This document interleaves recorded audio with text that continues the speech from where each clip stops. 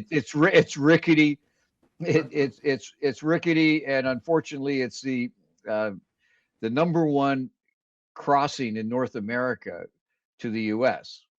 So the amount of goods that go over that bridge every day is phenomenal.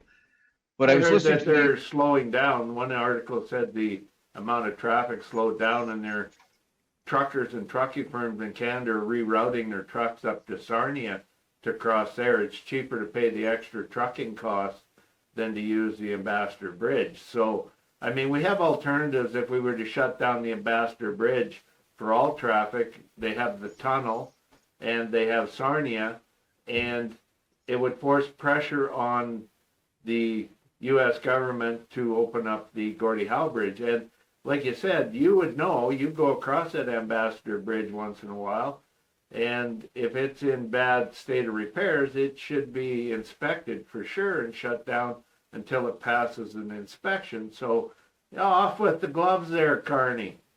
You know, one of the problems with the tunnel is you can't drive trucks through the tunnel, big trucks, and you can't things that are going to explode like propane or gasoline or anything like that. So that the tunnel couldn't pick up the slack from the bridge. Well, the Sarnia Bridge could, though.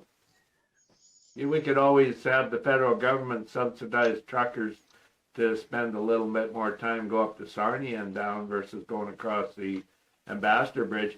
I mean, it's the will of the people. I mean, if that truck convoy can harass Ottawa for weeks on end, why can't they harass the Ambassador Bridge and block traffic going across? It's their buddies with the big trucks that are, you know, affected having to pay higher tolls at the Ambassador Bridge than they would be paying on the Gordie Howe Bridge. So it should be something that the truck convoy lobbyists should actually be doing versus harassing civilians with noisy trucks on the streets of Ottawa.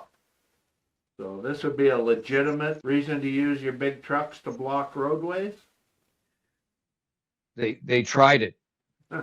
and the mayor of Windsor is a little more, or was a little more authoritative than the mayor of Ottawa was at the time. I understand that the mayor of Ottawa, back during the trucking convoy, had got his job as police chief in Ottawa as a political appointment out of Toronto because of who his father was. And, you know, it was a bad choice. And of course they, in my opinion, they just should have obeyed the law. Like, why would you ever subscribe to the channel, give us a like, and please share the video. Don't be afraid to share this commercial with your friends too.